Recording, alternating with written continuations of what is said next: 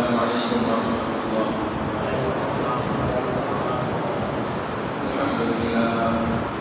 الحمد لله نحمده ونستعينه ونستغفره ونؤمن به ونتوكل عليه ونعوذ بالله من شرور أنفسنا ومن سيئات أعمالنا. من يهده الله فلا مضل له ومن يضلل فلا هادي له. ونشهد أن لا إله إلا الله وحده لا شريك له. ونشهد أن سيدنا وسندنا وحبيبنا وحبيب ربنا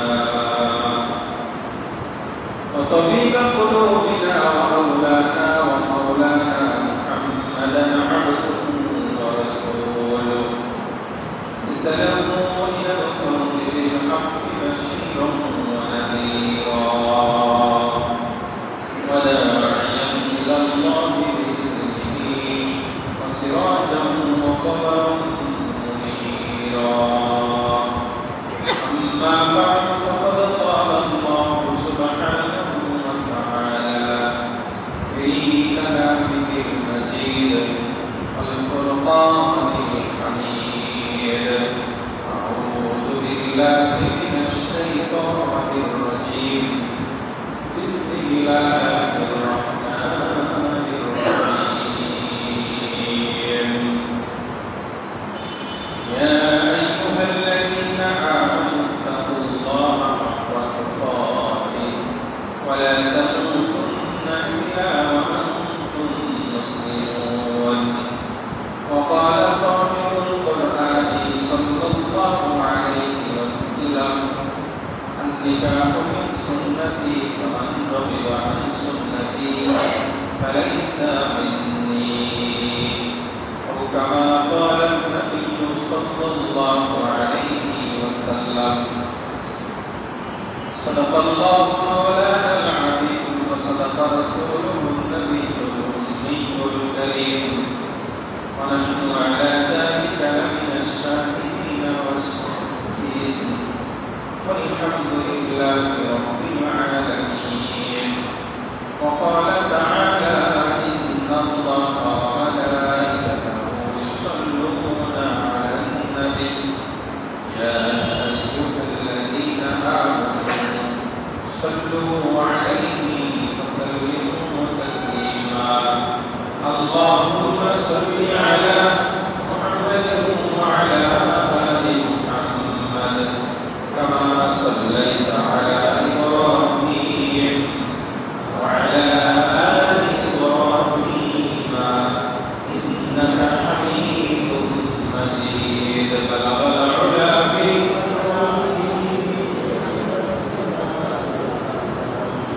حسنت جميع خصاله. صلوا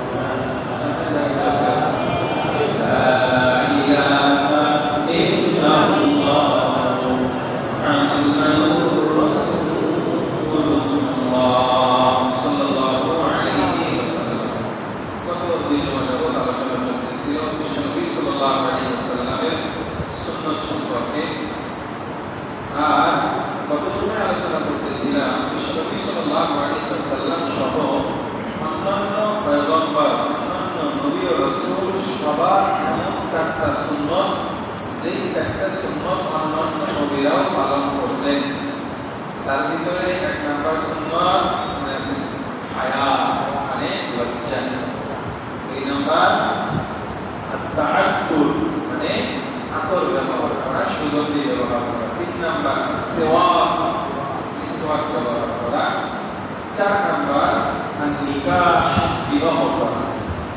এই বিবাহ করা এই বিষয়ে আলোচনা শেষ পর্যায়ে এসে আলোচনা সমাপ্তি জেনেছিলাম। আজকে এখানেই আলোচনা হবে ইনশাআল্লাহ। তাহলে বিবাহ করা এটা হলো প্রত্যেকটা নবীর সুন্নাত, প্রত্যেকটা নবীর কি সুন্নাত। এজন্য কেউ যদি বিবাহ না করে নিজেকে আল্লাহওয়ালা বানাতে চায়, আল্লাহ নবী কি বলেছেন? মান রাগিবা আন সুন্নতি ফালাইসা মিন্নি। আল্লাহ নবী বলেন নিকাহু মিন সুন্নতি, বিবাহ এটা আমি রাসূলের সুন্নাত। আমার রাগিবা আন সুন্নতি, যে এই সুন্নাত থেকে মুখ ফিরিয়ে দিবে, সুন্নাতকে বাদ দিবে, বলে ফালাইসা মিন্নি, সে আমার উম্মতের অন্তর্ভুক্ত হবে না। হ্যাঁ, যদি নিজের অক্ষমতার কারণে অথবা নিজের কোনো সমস্যার কারণে অথবা সুযোগ হয়ে ওঠার না হয়ে ওঠার কারণে যদি কেউ বিবাহ না করে, সেটা ভিন্ন বিষয়, সেটা আল্লাহ তাআলা মাফ করবে। গত জুমায় বলেছিলাম বিবাহ করা সবার জন্য সমান হুকুম না। কারোর জন্য বিবাহ করা কি ফরজে আইন, কারোর জন্য ফরজে আইন বলে বিবাহ করা শারীরিক সক্ষমতা আছে, আর্থিক সক্ষমতা আছে, যোগ্য পাত্রীও আছে, কিন্তু সে বিবাহ যদি না করে তাহলে সে জিনায় লিপ্ত হওয়ার সম্ভাবনা চূড়ান্ত পর্যায়ে আছে। এই ব্যক্তির জন্য বিবাহ করা কি ফরজে আইন।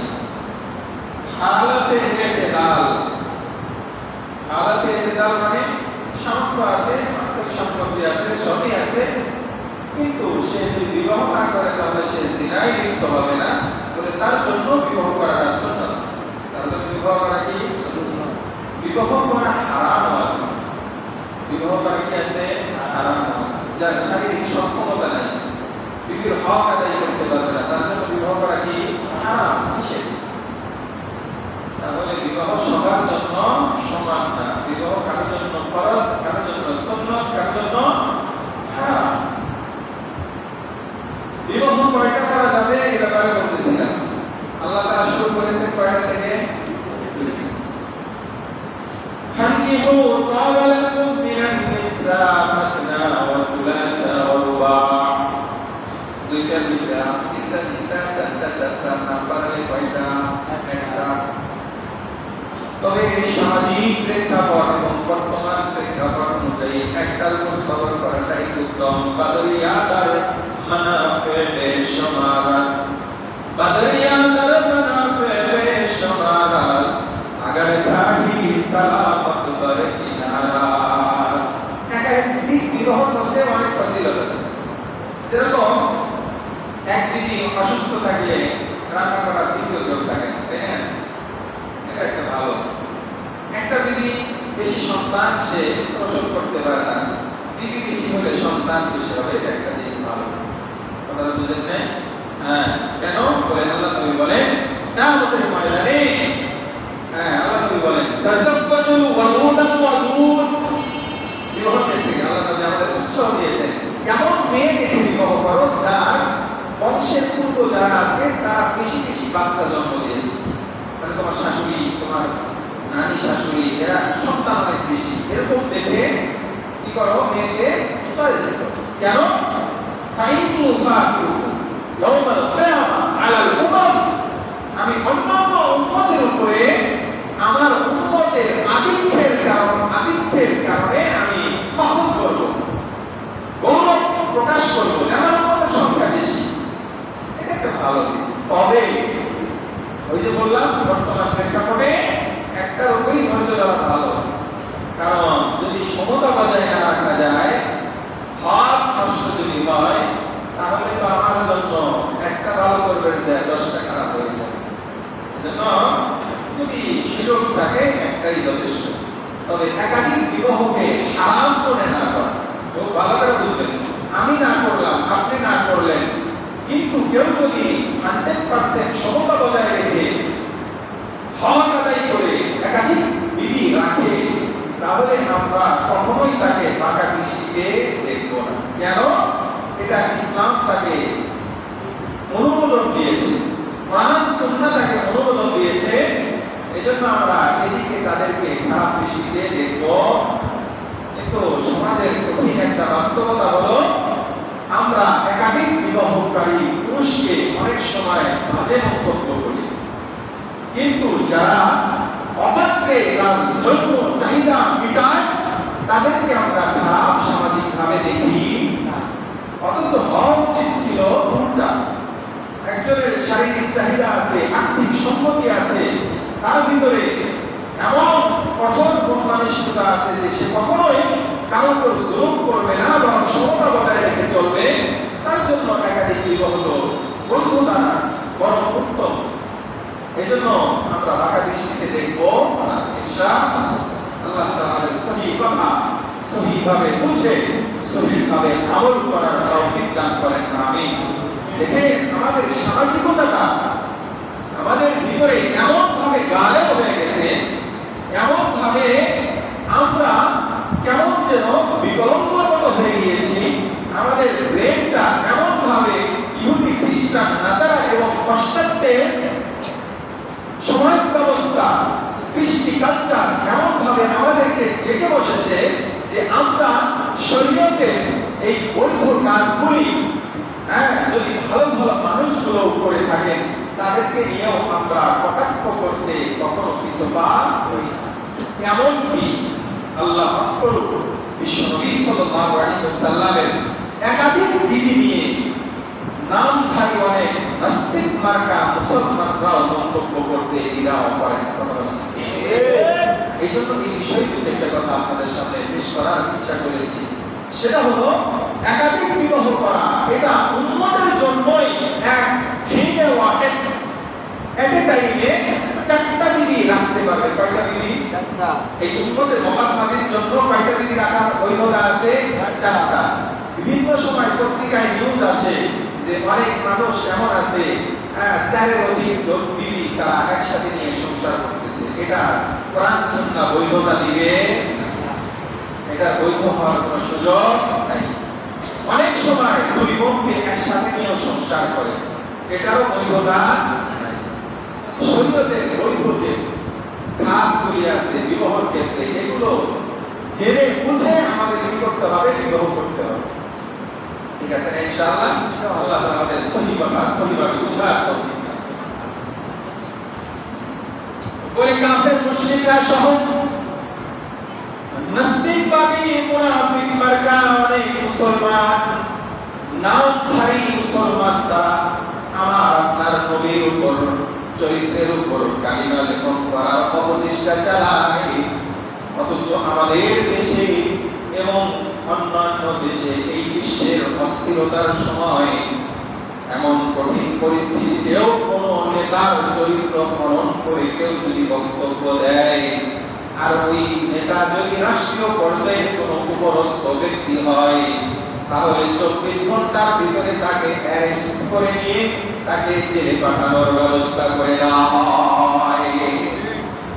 অথচ 90% মুসলমানের দেশে আজও পর্যন্ত আমার নবীর ইজ্জতকে নিয়ে যারা বলি খেলা খেলে, আমার নবীর ইজ্জত নিয়ে যারা রং তামাশা করে, আমার আপনার নবীর ইজ্জত নিয়ে যারা সিনেমি খেলার চেষ্টা করে, তাদের বিরুদ্ধে আমাদের সরকার প্রধান যারা থাকে, সরকারি দলের যারাই থাকে, বর্তমান যারা আছেন, অতীতে যারা ছিলেন, কেউ কখনো জোরালো ভূমিকায় অবতীর্ণ হয় না।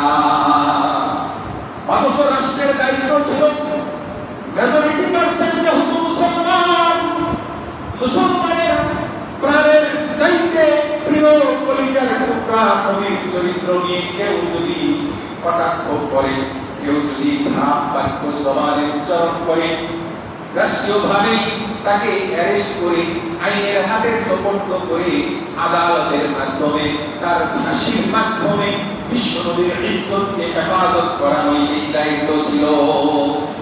এই ব্যাপারে পার্লামেন্ট মেম্বার যারা থাকে তারাও তেমন কোনো বক্তব্য দেয় না। ইত্তেফাকান আসলে তো গত জুমা থেকে 2 জুমা আগে থেকে আলোচনা হচ্ছে, আজকে এই বিষয়ে আলোচনা হবে।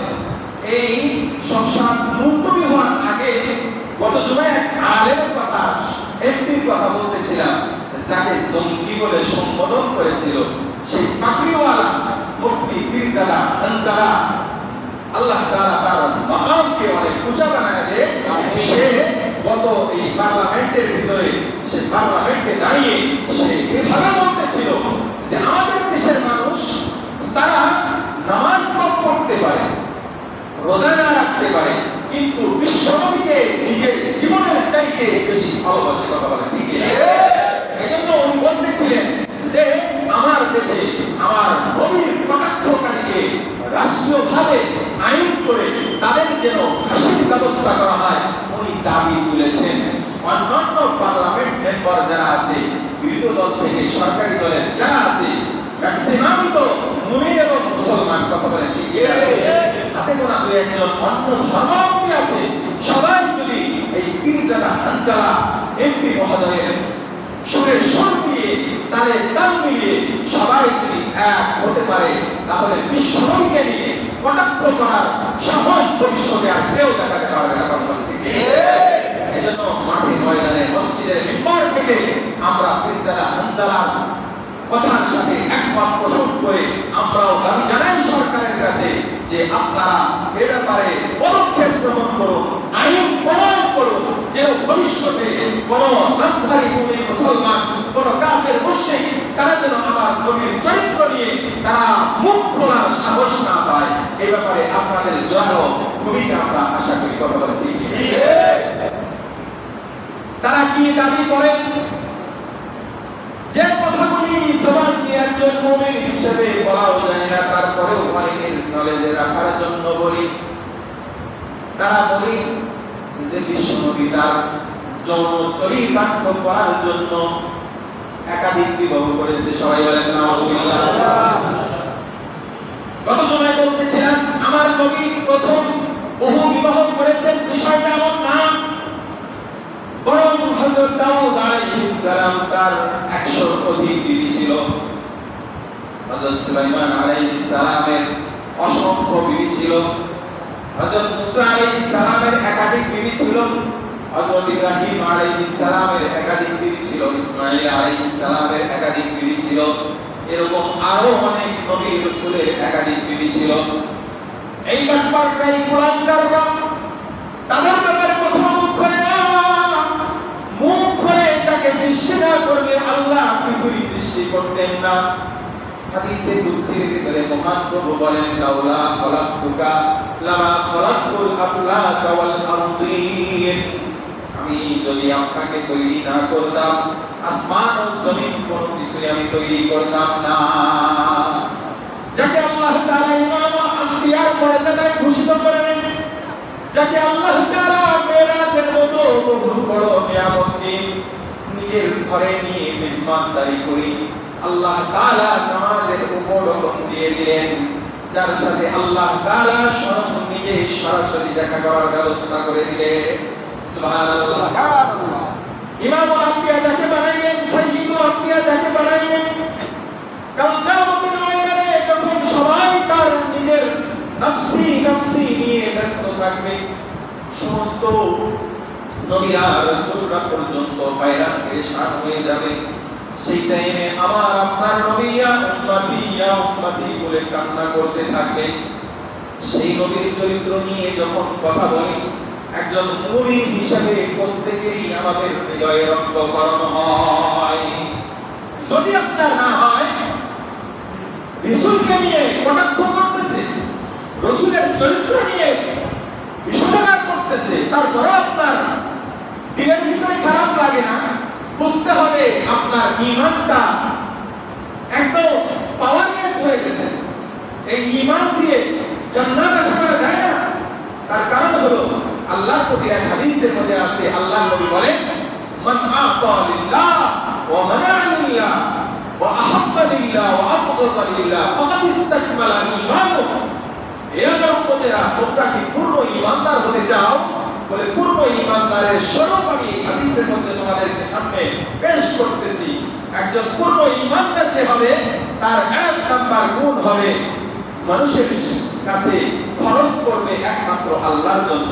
ওয়ামানা আলিল্লাহ, মানুষের কাছে খরচ করা থেকে বিরত থাকবে একমাত্র আল্লাহর রেজামতের জন্য। ওয়া আহাব্বা লিল্লাহ, ভালোবাসবে একমাত্র আল্লাহর জন্য। ভালোবাসবে কার জন্য? আল্লাহর জন্য। ওয়া আবগাযা লিল্লাহ, কারোর সাথে শত্রুতা রাখবে আল্লাহর জন্য। এই জন্য খালি ভালোবাসলে হবে না। কেউ যদি আমার রাসূলকে নিয়ে, আমার আল্লাহকে নিয়ে কটাক্ষ করে তারপরেও আমার প্রেম এবং মেধা ঠিক থাকতে পারে না। একজন মানুষকে আপনি অনেক গালিগালাজ করতেছেন, চোখ করে শুনতেছেন, যখন তার মা বাপ তুলে বকা দেন, এইবার তার রক্ত মাথায় উঠে সে কি করবে বুঝে উঠতে পারে না। সে কি তার উপরস্থ কর্মকর্তা নাকি তার নেতা নাকি অন্য কেউ, এটা সে দেখে না। বরং সে তার সাধ্য অনুযায়ী, বাবার যদি বৈধ সন্তান হয় 100% প্রতিবাদে পেটে পড়ে, কথা বলেন ঠিক কিনা? একজন বৈধ সন্তান তার বাবার অপমান যদি সহ্য করতে গিয়ে, একজন বাবার অপমানকে মেনে নিতে না পেরে যদি তার উপরস্থ ব্যক্তির উপর প্রতিবাদে ফেটে পড়তে পারে, আমাদের হৃদয়ের স্পন্দন, আমাদের কলিজার টুকরা আমাদের নবীকে নিয়ে কটাক্ষ করবে, তারপরেও আমার মাথা ঠিক থাকবে নাকি? কখনোই ঠিক থাকতে পারে না। যদি মাথা ঠিক থাকে বোঝা যাবে আমার ঈমানটা পাওয়ারলেস, আমার ঈমানে কোনো শক্তি নাই। এই নরবরা ঈমান দিয়ে আল্লাহর দেওয়া জান্নাত পেতে নেওয়ার সুযোগ নাই। তার কারণ জান্নাতের ঠিকানা কিয়ামতের ময়দানে আল্লাহ তাআলা আমার আপনার নবী হাবিবে কিবরিয়ার হাতে আল্লাহ তাআলা অর্পণ করবেন। তার সুপারিশ ছাড়া জান্নাতে যাওয়ার সুযোগ থাকবে না।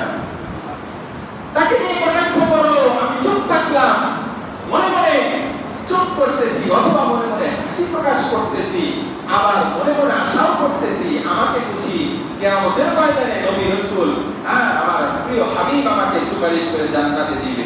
এটা তো হতে পারে না। ওরা বলে আমার নবী জন্ম চাহিদার জন্য বিবাহ করেছেন, নাউজুবিল্লাহ, পড়ে নাউজুবিল্লাহ। এটা কাহা মিথ্যা কথা। তার কারণ হলো আপনাদের জ্ঞানার্থে বলতেছি, জানার জন্য বলতেছি, আল্লাহ তাআলা যত মানুষ তৈরি করেছেন, একজন সুঠাম সুস্থ বডিওয়ালা একজন পারদর্শী পুরুষের ভিতরে যে শক্তিটা আল্লাহ তাআলা দিয়েছেন, এরকম 40 জন পুরুষের শক্তি আল্লাহ তাআলা প্রতিটা নবীর ভিতরে আল্লাহ তাআলা দান করেছেন। এইবার আপনি খেয়াল করেন, একজন উম্মত হিসেবে তার জন্য কয়টা নবী রাখার প্রয়োজনীয়তা আছে? 4টা। তাহলে আমার আপনার নবী, তিনি তো নবী ও রাসূল, তার জন্য কয়টা অনুমতি আছে? 40টা। মানে অনুমতি বলতে শারীরিক সক্ষমতা আছে। যে শারীরিক সক্ষমতা আল্লাহ তাআলা একজন পুরুষকে দিয়েছেন, কয়জন? 4 জন বিবি রাখার বৈধতা দিয়েছেন। তার সামর্থ্য আছে 4 জন বিবিকে সে রাখতে পারবে। সেই সক্ষমতা একজন নবীকে আল্লাহ তাআলা দিয়েছেন 40 জন পুরুষের ক্ষমতা। তাহলে আমার আপনার নবী এই সক্ষমতা কতজন, কমপক্ষে কতজন পুরুষের ছিল? 40 জন পুরুষের সমান ক্ষমতা আল্লাহ তাআলা আমার আপনার নবীকে দিয়েছিলেন।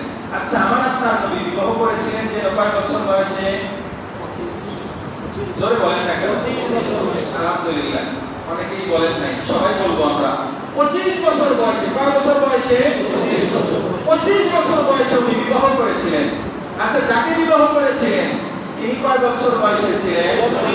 40 বছর। সবাই বলেন কয় বছর? 40 বছর। আচ্ছা, আমরা যারা বিবাহ করি অথবা করেছি অথবা সামনে করব, আমরা সবাই তো পুরুষেরা আমাদের বয়সের চাইতে বেশি বয়স্কা নারীকে পছন্দ করি, কি বলেন?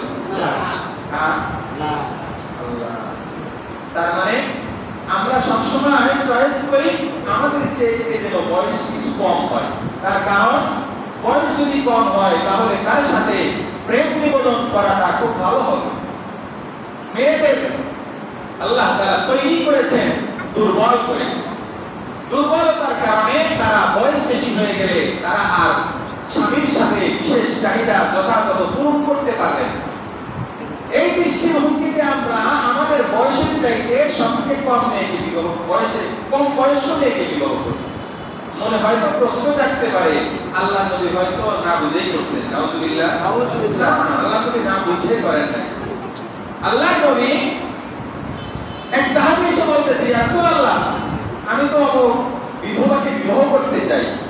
আল্লাহ নবী তার সাহাবীকে বললেন, না, তুমি বাকেরা মেয়েকে বিবাহ করো, কুমারী মেয়েকে বিবাহ করো।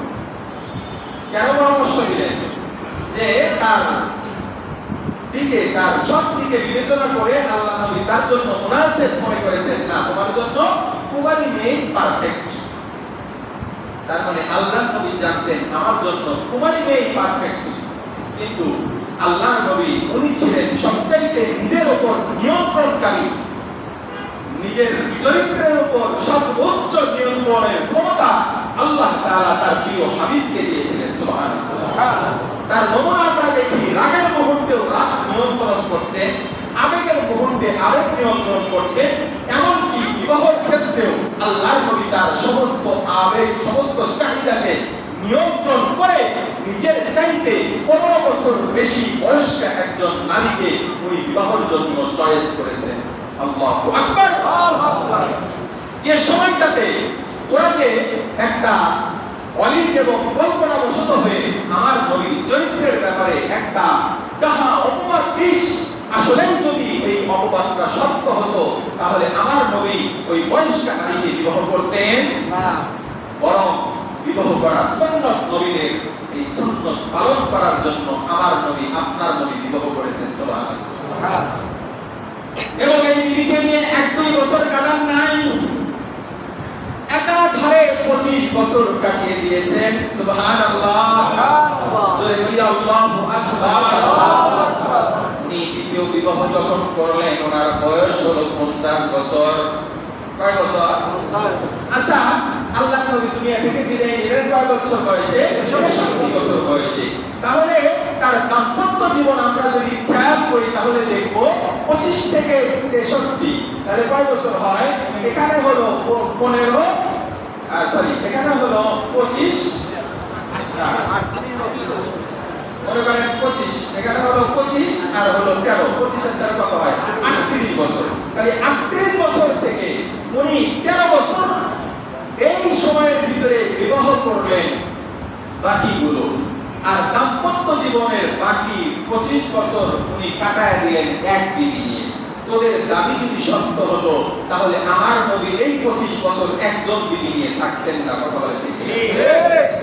ওদের কথা আমরা আমাদের যুক্তি দিয়ে কখনো যদি আপনাদের সামনে এরকম কথা আসে, এরকম সরাসরি যুক্তি দিয়ে তাদেরকে বুঝাই দিন, ঠিক আছে না? ইনশাআল্লাহ। অনেক সময় অনলাইনে ওরা প্রপাগান্ডা ছড়ায়, অনেক হিন্দু আইডি থেকে এরকম প্রপাগান্ডা ছড়ায়, অনেকের নামকে অস্তে মুসলমানের আইডি থেকেও প্রপাগান্ডা ছড়ায়। এর নিচে আমরা আমাদের কমেন্টস গুলি প্রকাশ করব, ঠিক আছে না? ইনশাআল্লাহ। আমরা লিখনের মাধ্যমে, সমাজের মাধ্যমে, আমরা আমলের মাধ্যমে, আমরা প্রতিবাদের ভাষার মাধ্যমে তাদের কাজের, তাদের কথা, তাদের লেখনীর প্রতিবাদ জানিয়েই থাকবো ইনশাআল্লাহ। তাহলে আমার নবী বিবাহ করলেন এক বিবি নিয়ে, উনি কাটায় দিলেন 50 বছর পর্যন্ত। তারপরে গিয়ে উনি বিবাহগুলি করলেন কেন? বলে বিভিন্ন বিবাহ করেছিলেন রাজনৈতিক কারণে, বিভিন্ন বিবাহ করেছিলেন অসহায় নারীকে একটা ঠিকানা দেওয়ার জন্য, উনি বিবাহ করেছিলেন সমাজের অপসংস্কৃতি দূর করার জন্য উনি বিবাহ করেছিলেন। এবার আসেন, বিশ্বনবী সাল্লাল্লাহু আলাইহি ওয়াসাল্লাম বিবাহ করলেন কাকে? বলে বিবাহ করলেন আম্মাজান হযরত আয়েশা সিদ্দিকা রাদিয়াল্লাহু তাআলা আনহা। আয়েশা সিদ্দিকা রাদিয়াল্লাহু তাআলা আনহা ওনাকে যখন বিবাহ করেছিলেন 6 বছর বয়সে। কয় বছর বয়স? 6 বছর বয়স। আচ্ছা বলেন তো দেখি, 6 বছর বয়সে আসলে কি বিবাহের বয়স? না। কেন করলেন? বলে আবু বকর সিদ্দিক রাদিয়াল্লাহু তাআলা আনহুর সাথে একটা সম্পর্ক স্থাপনের জন্য। সুবহানাল্লাহ, জোরে বলেন না সুবহানাল্লাহ। আল্লাহর নবীর সব বিবি ছিলেন বিবাহিতা, একটা মাত্র কুমারী বিবি, তিনি হলেন আম্মা জান আয়েশা সিদ্দিকা রাদিয়াল্লাহু তাআলা। ওনাকে ঘরে উঠিয়ে নিলেন কয় বছর বয়সে? 9 বছর বয়সে। কয় বছর বয়সে? 9 বছর বয়সে ঘরে উঠিয়ে নিলেন। কথা বুঝাইছে যে টাইমটাতে আসলে বিবাহের জন্য একদম মানে সামাজিক ব্যবস্থা কোনোভাবেই পারফেক্ট না। এখন আরেকটা বিষয়, সেটা হলো যেটা আমাদের জেনে রাখা দরকার। আচ্ছা, রাসূল মনে হয় এক বিবাহ করেছিলেন, তখন মনে হয় সামাজিকভাবে একাধিক বিবি রাখা মনে হয় অবৈধ ছিল না। তখন সামাজিক সিস্টেম ছিল মক্কা মদিনায় তারা একাধিক না 10-12 জন 15 জনের বিবি সবাই রাখতো। ইসলাম গ্রহণের পরে অনেকে তার সংখ্যার 4 অধিক বিবিগুলি তালাক দিয়ে তারা ছেড়ে দিত। মানে ওই টাইমে ওই সমাজেও একাধিক বিবি রাখার প্রচলন ছিল। হযরত হাফসা রাদিয়াল্লাহু তাআলা তাকে বিবাহ করলেন। কেন? হযরত এরকম ভাবে এই ওমর ফারুক রাদিয়াল্লাহু তাআলার সাথে সম্পর্ক রাখার জন্য। খোলাফায়ে রাশিদা দুইজনকে বানাইলেন শ্বশুর, দুইজনকে বানাইলেন কি শ্বশুর, আর দুইজনের সাথে নিজের কলিজার টুকরা সন্তানদের বিয়ে দিয়ে হযরত আলী রাদিয়াল্লাহু তাআলা আনহুর সাথে বিবাহ দিলেন কলিজার টুকরা ফাতিমা রাদিয়াল্লাহু তাআলা আনহাকে। কথা বুঝাইছে? আর হযরত ওসমান রাদিয়াল্লাহু তাআলা আনহুর সাথে দুইটা মেয়ে বিবাহ দিয়ে তাকে জিন্নুরাইন বানায় দিলেন। সুবহানাল্লাহ। ওসমান রাদিয়াল্লাহু তাআলা আনহু আমরা একটা উপনাম জানি, তার গুণবাচক নাম, সেটা হলো ওসমান গনি। ওসমান গনি। তার আরেকটা উপাধি হলো জিন্নুরাইন। সবাই বলেন কি? জিন্নুরাইন মানে দুই নূরওয়ালা। দুই নূর কি? বলে আল্লাহর নবীর দুইটা মেয়ে। কথাটা বুঝাইছে? এরকম প্রত্যেকটা বিবাহ ছিল এরকম একটা প্রেক্ষাপটকে সামনে রেখে। বিস্তারিত বললে আরো অনেক লম্বা সময় লাগবে। খেয়াল করেছি আজকে এই বিষয়ে সমাপনী টেনে দেবো ইনশাআল্লাহ। আল্লাহর নবী আরেকটা বিবাহ করলেন তার পালিত পুত্র যায়েদ বিন হারেসার বিবিকে, যায়েদ বিনতে জাহাশ রাদিয়াল্লাহু তাআলা আনহাকে। কেন বিবাহ করলেন? বলে যায়েদ বিনতে জাহাশ তার পালিত পুত্রের বউ, স্ত্রী। আচ্ছা, পালিত পুত্রের বিবি, এটা পালিত পুত্র যে আসল পুত্র না, এটা প্রমাণের জন্য আল্লাহ তাআলা ওই যায়েদ বিনতে জাহাশের আর যায়েদ বিন হারেসার তালাকের পরে আল্লাহ তাআলা স্বয়ং কোরআনের ভিতরে একজন সাহাবীর নামই এসেছে, তার নাম যায়েদ, যে ওয়া যায়েদুন মিনহা ওয়াতারান যাওয়াজনাকাহা।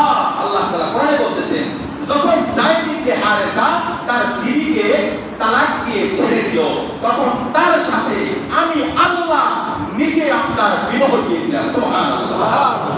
এই বিবাহ সম্পন্ন হওয়ার পরে মুনাফিক এবং কাফের মুশরিকরা তারা বলাবলি শুরু করলো যে দেখ মুহাম্মদ এতদিন তো অনেক বিবি বিবাহ করলো, আজ নিজের ছেলের বউরে বিয়ে করলো। নাউজুবিল্লাহ বলেন, জোরে বলেন না নাউজুবিল্লাহ। এটা আমার নবীর উপর মিথ্যা আরোপ। তার কারণ আল্লাহর নবী এটা প্রতিষ্ঠা করার জন্যই কিয়ামত পর্যন্ত যেন কেউ মানব পুত্রকে নিজের পুত্র হিসেবে ঘোষণা এবং স্বীকৃতি দিতে না পারে, এবং তার বইয়ের সাথে, তার বিবির সাথে, তার সন্তানদের সাথে যেন বিবাহটাকে অবৈধ মনে না করে। এটাও যে শরীয়ত সম্মত, এটাকে এস্টাবলিশ করার জন্য, শরীয়তের ভিতরে প্রতিষ্ঠা করার জন্য আল্লাহ নিজেই তার পালিত পুত্রর বিবির সাথে বিবাহের ব্যবস্থা করে। কথাটা বুঝেন নাই? এর মাধ্যমে আমাদের মেসেজ, বানানো ছেলে কখনো বানানো ছেলে হতে পারে, আসল ছেলে হতে পারে না। বানানো শ্বশুর কখনো আসল শ্বশুর হতে পারে না। বানানো বোন কখনো আসল বোন হতে পারে না। এক এক জায়গায় এক এক ভাবে বলে, কিছু কিছু জায়গায় বলে ধর্ম মা, ধর্ম বোন, ধর্ম ভাই। এই ধর্ম মার সাথে পোলা নিয়ে উদাও হয়েছে, এরকম ঘটনা আছে না?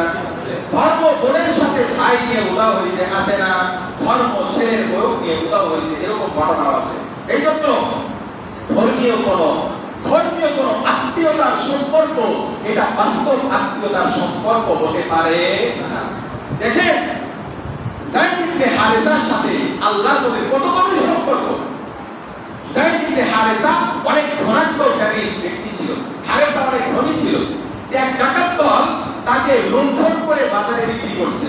ঘটনা অনেক লম্বা, সংক্ষেপে বলি। সেখান থেকে হযরত খাদিজাতুল কুবরা রাদিয়াল্লাহু তাআলা আনহা উনি হাদিয়া পাইছেন।